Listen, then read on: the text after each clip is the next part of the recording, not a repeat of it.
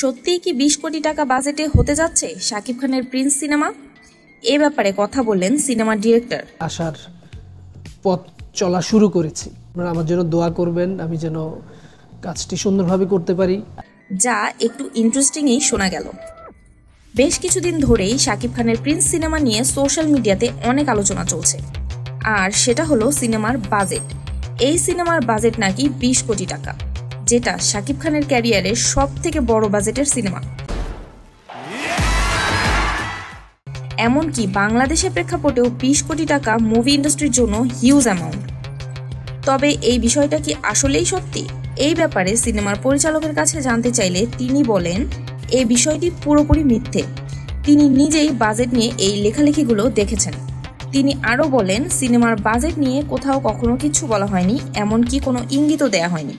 মানুষ শুধুমাত্র ভিউ বাড়ানোর জন্য এই কথাগুলো বলছে।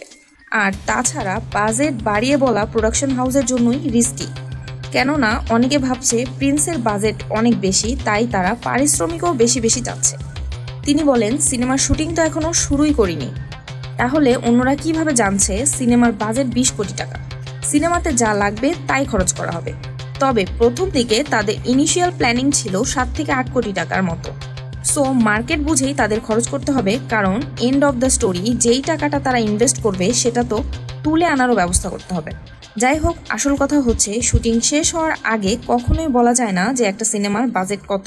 তাহলে এখান থেকে এটা তো ক্লিয়ার যে প্রিন্স সিনেমার মুভিতে ২০ কোটি টাকা বাজেটের খবরটা পুরোপুরি ভুয়া।